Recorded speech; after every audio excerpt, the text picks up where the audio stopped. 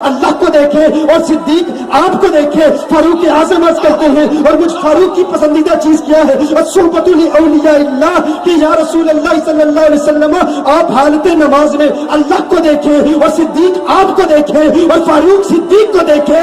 ہمارے پنجابی کے شاعر کہتے ہیں جنہ اکھاں دل بھر ڈٹھا او اکھاں تک لئیاں تو ملیا تے سجن بھی ملیا، ہن ایسا لگ پئیاں کہ جن آنکھوں نے محبوب کو دیکھا میں نے وہ آنکھیں دیکھ لی۔ اب جب میں نے وہ آنکھیں دیکھ لی تو اب امید وابستہ ہو گئی ہے، اب رفتہ رفتہ محبوب کا دیدار بھی ہوگا۔ ہے فاروق تیری دوسری پسندیدہ چیز کیا ہے؟ کہا القہر لأعداء اللہ، کہ یا رسول اللہ صلی اللہ علیہ وسلم آپ کا گستاخ ہو اور صدیق اور فاروق اعظم آپ کے گستاخ پر قہر بن کے نازل ہو۔ اور تیسرا الحدود الحفظ لحدود اللہ، اللہ کی حدود کی حفاظت۔ اب عثمان غنی بھی ساتھ موجود ہے۔ عثمان غنی عرض کرتے ہیں یا رسول اللہ صلی اللہ علیہ وسلم مجھ عثمان کو بھی تین چیزوں سے پیار ہے عثمان تیرا انتخاب کیا ہے؟ عثمان غنی عرض کرتے ہیں یا رسول اللہ صلی اللہ علیہ وسلم پہلی پسندیدہ چیز یہ ہے افشاء السلام، میں چاہتا ہوں جو ملے اسے سلام دوں، سلام کو عام کروں، پیغام امن کو عام کروں۔ دوسری پسندیدہ چیز کیا ہے؟ اطعام الطعام،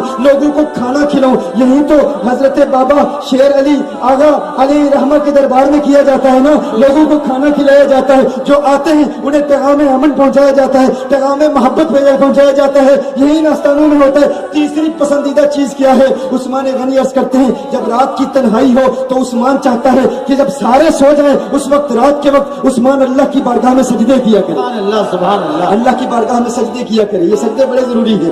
میں کہا کرتا ہوں اللہ تعالیٰ دولت اور کامیابی اس کو بھی دیتا ہے جس سے راضی ہے، اس کو بھی دیتا ہے جس سے ناراض ہے، لیکن یاد رکھو اگر اپنے آپ کو پہچاننا چاہتے ہو کہ میرا اللہ مجھ سے راضی ہے یا نہیں، اللہ مجھ سے راضی ہے یا ناراض ہے، اگر یہ ذہن میں سوال پیدا ہوتا ہے اور تمہیں پریشان کرتا ہے تو اپنے آپ سے پوچھ لو کہ اللہ نے تمہیں سجدوں کی توفیق دی ہے یا نہیں۔ یہ معیار ہے جاننے کے لیے کہ میرا رب مجھ سے راضی ہے یا ناراض ہے۔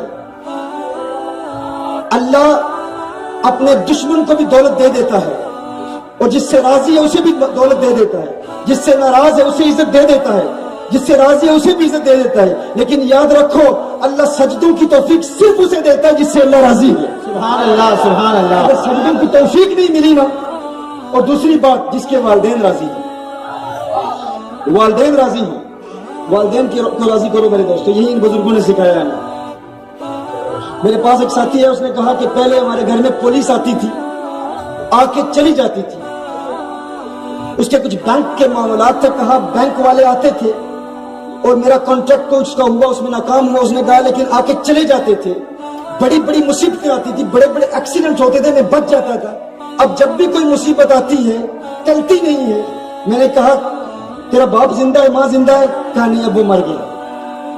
ہمارے بزرگ فرماتے ہیں وہ بابا جو تمہارے کمرے میں بیٹھا ہے نا گھر میں، جس کی تم بات بھی نہیں سنتے، جو باتیں ریپیٹ کرتا رہتا ہے، تم کہتے یار یہ پاگل ہو گیا ہے، میں بڑا سمجھدار ہوں، کالج میں جاتا ہوں، یونیورسٹی میں جاتا ہوں، بزنس ہے، کاروبار ہے، یہ بابا چونکہ بڑی عمر میں آ کے بزرگ باتیں ریپیٹ نہیں کرتے، وہی باتیں ریپیٹ کرتے ہیں، بار بار سن کے انسان تنگ آ جاتا ہے کہ میرا باپ ویسے ہی باتیں کر رہا ہے، یار اس کی باتوں میں کوئی سمجھ نہیں، کوئی فکر نہیں، میں بڑا دانشور ہوں، میں بڑا سمجھدار ہوں، بہت بڑا انٹلیکچوئل ہوں، میرے باہر کے بھی مسائل ہیں، باہر کے فیملی کے ایشوز بھی ہیں، مجھے وہ بھی حل کرنے ہوتے ہیں، کاروباری ایشوز بھی ہیں، لیکن اس باپ کی باتیں بیٹھ کر میں کیوں سنتا رہوں؟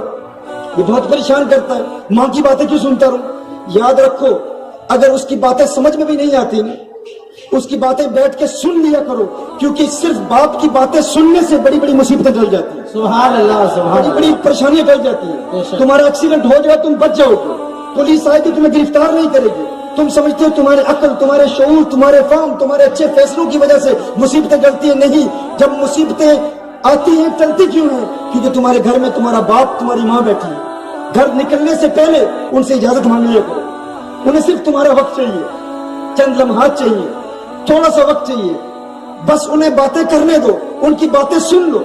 نبی کریم صلی اللہ علیہ وسلم کے پاس ایک شخص ہے، اس نے عرض کیا رسول اللہ صلی اللہ علیہ وسلم میرا بیٹا اپنی چیزوں کو ہاتھ نہیں لگانے دیتا، نبی کریم صلی اللہ علیہ وسلم نے ارشاد فرمایا اسے میرے پاس بلاؤ، حضور کی بارگاہ میں پیش کیے گیا، حضور نے فرمایا تیرے باپ کا گلہ ہے کہ تو اپنی چیزوں کو ہاتھ نہیں لگانے دیتا، اس نے کہا یا رسول اللہ صلی اللہ علیہ وسلم یہ بوڑھا ہو گیا ہے، یہ میری چیزوں کو خراب کر دیتا ہے، یہ میری چیزوں کو خراب کر دیتا ہے۔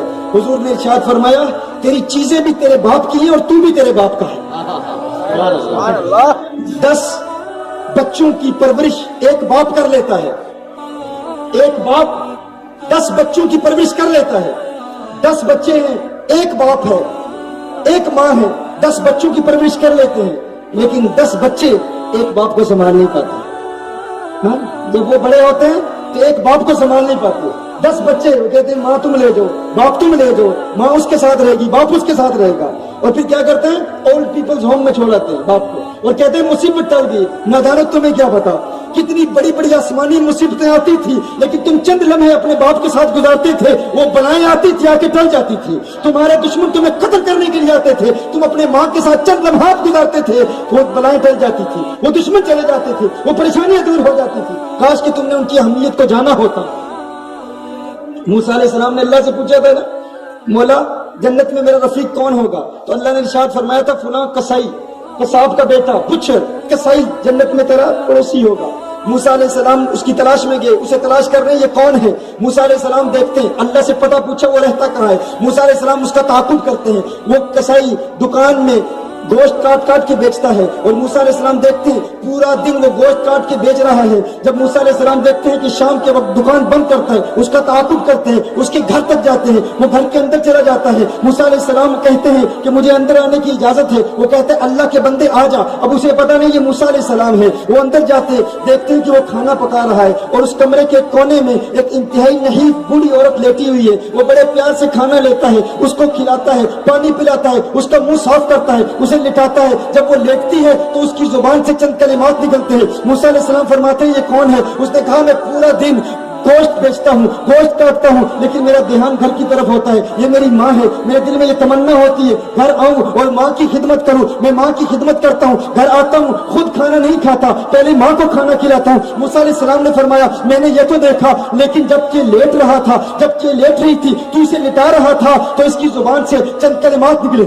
یہ کیا کہہ رہی تھی؟ اس کی زبان سے کیا کلمات نکلے؟ اس نے کیا کہا؟ اس نے کہا اللہ کے بندے تو جانتا ہے نا، مائیں تو مائیں ہی ہوتی ہیں نا، ماؤں کو بچوں کی حیثیت کا پتہ نہیں، ان کی وقت کا پتہ نہیں، ان کی حقیقت کا پتہ نہیں. بیٹا گنہگار بھی ہو تو ماں اسے بہت بڑا سمجھتی ہے. اے اللہ کے بندے جب بھی میں اس کی خدمت کرتا ہوں نا، جب بھی گھر آتا ہوں، اسے کھانا کھلاتا ہوں، تو ہر روز جب اسے لٹاتا ہوں تو یہ دعا دیتی ہے جا اللہ اس خدمت کو قبول کر لے اور جنت میں وقت کے نبی موسیٰ کا پڑوسی بنائے. کہاں میں کسائی کا بیٹا، کہاں موسیٰ نبی اللہ، کہاں میں گنہگار، کہاں بنی اسرائیل کے نبی. موسیٰ علیہ السلام نے کہا ارے نادان تیری ماں کی دعا رنگ لائی ہے، دیکھتا نہیں آج بنی اسرائیل کے نبی موسیٰ تجھے دیکھنے کے لیے تیرے گھر میں آیا. تکبیر، نعرہ رسالت، عظمت والدین حضرت علامہ پیر ثاقب شامی. یہ اس بزرگ کے لیے ساتھ ہی میں نے کہا بیان کر دوں جس نے میسج بھیجا تھا کہ اپنے بچے کو ساتھ لایا ہے، بڑے دور سے آئے ہیں، بچہ باغی ہو چکا ہے. تو میرے پاس تو یہی وظیفہ ہے بھائیو، یہی ورد ہے. آخر میں ایک دو تحفے وہ بھی دے دوں گا. چونکہ گلا خلاف ہے تو مجھے پتہ نہیں ترتیب، شعر بھی پڑھتا ہوں تو رک جاتا ہوں، اور اشعار چونکہ خطیب جو ہوتے ہیں وہ اسی انداز میں پڑھتے رہے تواتر کے ساتھ، تسلسل کے ساتھ وہ اشعار بھی یاد آ جاتے ہیں، مگر بریکیں لگ جاتی ہے. تو میں جو چند ساتھ باتیں بتا رہا ہوں، کہاں تک بات پہنچی تھی؟ فاروق اعظم کی بات پر مجھے پھر والدین کا مقام، اس پر میں نے کلام کیا. عثمان غنی کی بات ہوئی، عثمان غنی نے تیسری بات بیان کی تو مولا علی بھی موجود ہے. مولا علی عرض کرتے ہیں یا رسول اللہ صلی اللہ علیہ وسلم مجھ علی کو بھی 3 چیزوں سے پیار ہے. یعنی حضور نے بھی بیان کر دی، فاروق اعظم نے بھی، صدیق اکبر نے، عثمان غنی نے بھی. مولا علی کرم اللہ وجہہ فرماتے ہیں پہلی چیز پسندیدہ یہ ہے الضرب بالسیف، گستاخ کی گردن ہو، علی کی تلوار ہو. سبحان اللہ. دوسری الصوم بالسیف، الفاظ دیکھیں، علی کو روزوں سے پیار ہے، لیکن وہ روزے نہیں جب دن چھوٹے ہوں، کہا جب دن لمبے ہوں. سبحان اللہ. عرب کا سورج انگارے برسا رہا ہو، زبانیں خشک ہوں، تو علی کو ان لمبے دنوں والے روزوں سے پیار ہے. سبحان اللہ. تیسرا کہا اکرام و ضیف، میں چاہتا ہوں میرے پاس لوگ آئیں، مہمان آئیں اور میں ان کی خدمت کرتا ہوں. سبحان اللہ. اب فوراً جبریل امین بھی آتا حاضر ہوتے ہیں. جبریل امین آتے ہیں، جبریل کہتے ہیں یا رسول اللہ صلی اللہ علیہ وسلم آپ نے بھی اپنی 3 پسندیدہ چیزوں کا ذکر کیا، صدیق اکبر نے بھی کیا، فاروق اعظم نے بھی کیا, عثمان غنی نے بھی کیا, مولا علی نے بھی بیان کر دیا, مجھ جبریل کو بھی 3 چیزوں سے پیار ہے. سبحان اللہ. ہے جبریل تجھے کون سی 3 چیزوں سے پیار ہے؟ کہا ارشاد الضالین, گمراہوں کو راہ راست پر لاؤں. دوسرا اعانۃ المساکین, مسکینوں کی مدد کروں. سبحان اللہ. تیسرا بڑا خوبصورت, محب کا کلام لاتا رہوں, محبوب تک پہنچاتا رہوں, آتا رہوں جاتا رہوں, دیدار کے جام پیتا رہوں. سبحان اللہ. سبحان اللہ. یہ جبریل کی تیسری پسندیدہ چیز. اب جبریل واپس جاتے ہیں, تھوڑی دیر کے بعد پھر لوٹ کے آ جاتے ہیں. بلایا, بٹھا کے فرمایا, ہے جنید کیا خیال ہے, بیان کرے گا نا؟ اب بیان کرے گا نا؟ اب جنید بغدادی فرماتے ہیں کہ میں نے اس وقت بھی قبول نہیں کیا. میں نے کہا اب کیا ہو گیا؟ پہلے بھی عرض کیا تھا کہ میں ابھی بیان نہیں کرنا چاہتا, اس قابل نہیں ہوں. خود آقا کا دیدار کر کے ابھی رات کو دیدار کیا اور فجر کی نماز ادا کی. تو جنید بغدادی فرماتے ہیں, سری سکتی فرماتے ہیں اب بیان کرے گا نا؟ تو جنید بغدادی نے عرض کی اب کیا ہوا؟ پھر فرمایا کیا خیال ہے, اب بیان کرے گا نا؟ پھر اب کیا ہوا؟ تیسری مرتبہ جب انہوں نے کہا کہ اب کیا ہوا, تو مرشد جلال میں آ گیا. کہا اس وقت میں نے اپنے مرشد, اپنے ماموں کی آنکھوں میں جو جلال دیکھا میں نے ماضی میں کبھی نہیں دیکھا. حضرت سری سکتی فرماتے ہیں رضی اللہ تعالی عنہ, اے جنید رات کو میں نے اللہ کا دیدار کیا ہے, رات کو میں نے اللہ کا دیدار کیا ہے. اولیاء اللہ جب اللہ کا دیدار کرے تو اس کا مطلب کیا ہوتا ہے؟ خواب میں دیدار کیا ہے. پھر یہ حضور اکرم صلی اللہ علیہ وسلم کی خصوصیت ہے کہ ماتھے کی آنکھوں سے اللہ کا دیدار کیا اس حیات ظاہری میں. میں نے اللہ کی بارگاہ میں التجا کی کہ ہے میرے مولا, اپنے حبیب صلی اللہ علیہ وسلم کو فرما کہ کبھی جنید سے ملاقات ہو جائے تو جنید کو حکم فرمائیں کہ بیان کیا کرے. تو جنید بغدادی رضی اللہ تعالی عنہ عرض کرتے ہیں اس وقت اپنے مرشد کی بارگاہ میں, ہے میرے مرشد مجھے معاف فرما دیں, آپ مجھے معاف فرما دیں, آج کے بعد میں ہمیشہ بیان کیا کروں گا. تو یہ جو مرشد ہے نا, یہ جو شیوخ جن کے پاس اب آتے ہیں, یہ خود صرف دیکھتے نہیں, یہ دیدار کراتے بھی ہیں, یہ آقا کا چہرہ دکھاتے بھی ہیں. یہ صرف آپ کو محبت, یہاں آتے ہیں آپ کے شیوخ آپ کو محبت دیتے ہیں, یہ محبت جو ان آستانوں سے ملتی ہے یہ فیضان مصطفیٰ صلی اللہ علیہ وسلم. بے شک حضرت خواجہ غریب نواز رضی اللہ تعالی عنہ کے علاقے میں اجمیر شریف میں ایک نوجوان آیا جو اجمیر شریف سے باہر گیا ہوا تھا, کہیں پڑھنے کے لیے گیا تھا, غیر مسلم تھا. جو واپس آیا تو دیکھا خواجہ غریب نواز رحمہ اللہ نے ایک خیمہ لگایا ہوا ہے. تو وہاں سے وہ قریب سے گزرتا تو خواجہ غریب نواز ہر روز عصر اور مغرب کی نماز کے مابین روتے, اور خواجہ غریب نواز کی گریہ اور زاری کی آواز اسے آتی. غیر مسلم تک قریب سے گزرتا, عصر سے مغرب تک خواجہ غریب نواز صرف روتے.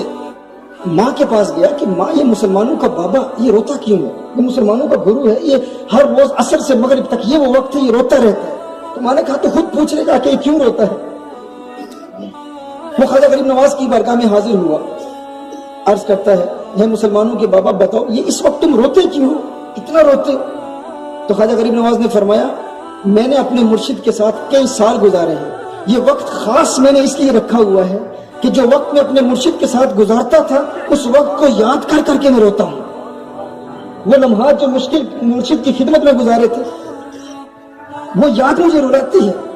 تو اس نوجوان نے کہا ہے مسلمانوں کے بابا, وہ کہتا ہے کہ مجھے پتا نہیں تھا, میں سوچتا تھا کہ بیمار ہو انسان تو روتا ہے, جسمانی تکلیف ہو تو روتا ہے, کہ محبت میں بھی انسان کو آنسو آتے ہیں, مجھے اس کا تصور نہیں تھا, مجھے اس کا علم نہیں تھا کہ محبت بھی رلاتی ہے. تو اس نے کہا کہ مسلمانوں کے بابا میں بھی رونا چاہتا ہوں, مجھے بھی رونا سکھا دو. کہا کہ خواجہ غریب نواز نے ارشاد فرمایا تو بھی رونا سیکھنا چاہتا ہے, رونا چاہتا ہے, رونا چاہتا ہوں. کہا 2 شرطیں ہیں, ایک کلمہ پڑھ کے مسلمان ہو جا اور دوسرا میرا مرید ہو جا. کہا میں ابھی تو نہیں ہوتا, ماں سے پوچھوں گا. ماں کے پاس گیا, ماں نے کہا جب تو ارادہ کر لیتا ہے تو پورا کرتا ہے, جو مرضی کر. ماں کے پاس گیا, ماں نے اجازت دے دی. واپس خواجہ غریب نواز کے بارگاہ میں آیا, کہا مجھے مرید کر لیجئے, کلمہ پڑھائیے. کلمہ پڑھایا, مرید کیا. اب اس کے لیل و نہار شام و سحر ہر وقت مرشد کی سنگت میں رہتا, ناشتہ مرشد کے ساتھ, صبح کی سیر کے لیے مرشد کے ساتھ, سیر افطاری مرشد کے ساتھ, عبادت مرشد کے ساتھ. کچھ دنوں کے بعد خواجہ غریب نواز نے فرمایا اب تیرے لیے 3 دن کی چھٹی ہے, کیا چھٹی پہ جا. اس نے کہا ٹھیک ہے, ایشو نہیں ہے, مسئلہ نہیں ہے. جب چھٹی پر جاتا ہے تو رات کے وقت، اب یہ وہ شخص تھا جو کم از کم 3 روٹیاں کھایا کرتا تھا، رات کے وقت ایک نوالا بھی نہیں کھا پاتا۔ اب ماں حیران پریشان، کھا بیٹی کیوں نہیں کھا رہا؟ کہا ماں کچھ پتہ نہیں، خلا سے محسوس کر رہا ہے، ایک ویکیوم سے محسوس کر رہا ہوں، کچھ پتہ نہیں کیوں نہیں کھانا کھا پا رہا۔ ماں سو جاتی ہے، رات کے وقت مکان کی چھت پر چلا جاتا ہے، ماں کو محسوس ہوتا ہے اوپر آواز آ رہی ہے، ماں بھی چھت پر چلی جاتی ہے، بیٹی کیا ہوا، سو کیوں نہیں رہا؟ کہا ماں نیند بھی نہیں آ رہی، نیند بھی نہیں آ رہی۔ یوں رات گزر جاتی ہے، سحری کے وقت اس کی آنکھوں سے اشکوں کی برسات جاری ہوتی ہے، روتا ہے، چیخ چیخ کے روتا ہے۔ ماں اوپر آتی ہے، بیٹے کیا ہوا، کیوں رو رہا ہے؟ کہا مجھے پیار ہو گیا ہے ماں، مسلمانوں کے بابا سے مجھے پیار ہو گیا ہے، مجھے محبت ہو گئی ہے۔ ماں جاؤ بابا کے پاس اور کہو کہ اب یہ دوری برداشت نہیں ہو سکتی۔ ماں خواجہ غریب نواز کی بارگاہ میں حاضر ہوتی ہے، عرض کرتی ہے مسلمانوں کے بابا مجھے تمہارے اور میرے بیٹے کی محبت کے تعلق کا پتہ نہیں یہ کیسا تعلق ہے، لیکن میرا بیٹا تو رو رہا ہے، اسے واپس بلا لو۔ خواجہ غریب نواز نے فرمایا کہ ابھی تو ابتدا ہے، یہ ابتدائی عشق ہے، روتا ہے کیا، آگے آگے دیکھ ہوتا ہے کیا۔ واہ سبحان آنسو ہے نا یہ جب عاشقوں کو یہ جب نصیب ہوتے ہیں نا، ہاں، راز وفا کو فاش سر عام کر دیا، اشکوں کہو بلا مجھے بدنام کر دیا۔ یہ راز وفا جب فاش ہو جائے تو وہ اس کو یہ بھی اچھا نہیں لگتا۔ اشکوں سے تر ہے پھول کی ہر ایک پنکھڑی، رویا ہے کون تھام کے دامن بہار کا۔ یہ عاشق ایسے روتے ہیں، ہاں؟ یہ عاشقوں کا کہ آنسو کی یہ کیفیت ہوتی ہے۔ وہ ماں واپس جاتی ہے، بیٹا کہتا ہے ماں میں مر جاؤں گا، میرا کلیجہ پھٹ جائے گا، ماں اگر مجھے زندہ دیکھنا چاہتی ہے تو غریب نواز کو بتا کہ مجھے واپس بلا لو۔ ماں پھر غریب نواز کی بارگاہ پہ حاضر ہوتی ہے، میرا بیٹا مر جائے گا، بلا لو۔ خواجہ غریب نواز نے فرمایا ٹھیک ہے واپس بلا لو۔ اب بیٹا جب واپس آتا ہے خواجہ غریب نواز کی بارگاہ میں تو خیمے کے باہر دروازے کے سامنے کھڑا ہوتا ہے، تو خواجہ غریب نواز اپنے مریدوں کو درس دے رہے ہیں، بیان کر رہے ہیں، تو خواجہ غریب نواز کی نظر اس پر پڑتی ہے، وہ خواجہ غریب نواز کو دیکھتا ہے، ایک مرتبہ پھر رونا شروع کر دیتا ہے۔ خواجہ غریب نواز نے دور سے دیکھا، مسکرائے، مسکرا کر فرمایا ہے نوجوان اب پتا چلا کہ محبت میں رونا کیسے آتا ہے، محبت کیسے رلاتی ہے۔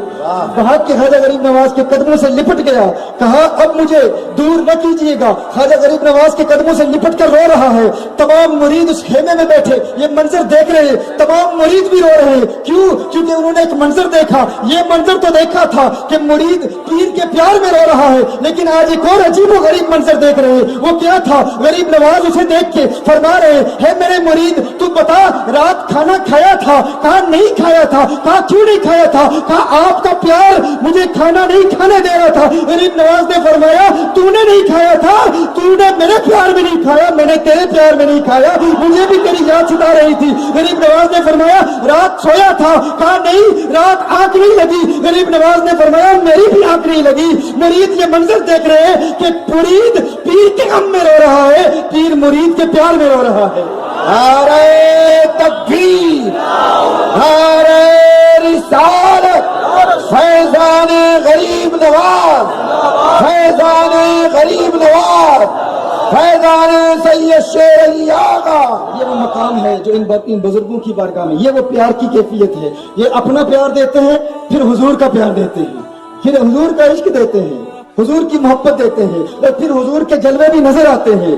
میں بتا رہا تھا بغداد میں ایک عورت رہتی تھی، اس نے یہ ندا سنی، کسی نے اناؤنسمنٹ کی کہ آؤ بغداد کے خلیفہ کے محل میں محفل میلاد مصطفیٰ صلی اللہ علیہ وسلم ہے۔ وہ ماں بیٹی غریب تھی، وہاں رہتی تھی، انہوں نے جب وہ اناؤنسمنٹ سنی، جب وہ ندا سنی تو وہ بھی تیار ہو کر کہ آقا کی میلاد منائیں گی، آقا کی میلاد کی محفل میں ہم ماں بیٹی دونوں جائیں گی۔ وہ خلیفہ بغداد کے محل میں جاتی ہے، باہر دربان کھڑا ہے، چوکیدار کھڑا ہے، چوکیدار نے کہا تمہارے پاس انویٹیشن کارڈ ہے، تمہارے پاس دعوت نامہ ہے؟ اس نے کہا ہمارے پاس تو کوئی دعوت نامہ نہیں، ہمارے پاس تو کوئی انویٹیشن کارڈ نہیں۔ کہا پھر میلاد کی محفل میں کیوں آئے ہو؟ تو اس نے کہا، ماں نے کہا، بیٹی نے کہا کہ ہم نے تو اعلان سنا، کہا یہ یہاں کے مخیر لوگوں کے لیے محفل میلاد ہے، یہ عام لوگوں کے لیے محفل میلاد نہیں، یہ خلیفہ بغداد کے گھر کی محفل میلاد ہے، اس کے محل کے محفل میلاد ہے، یہاں ہر عامی کو آنے کی اجازت نہیں، یہ خاص لوگوں کے لیے محفل میلاد کا انعقاد ہوا ہے۔ اس نے کہا ہمارے پاس انویٹیشن کارڈ تو نہیں، ہمارے پاس دعوت نامہ نہیں، لیکن حضور کا پیار تو ہے نا، حضور کی محبت تو ہے نا، ہم اپنے دل میں حضور کی محبت تو رکھتی ہے۔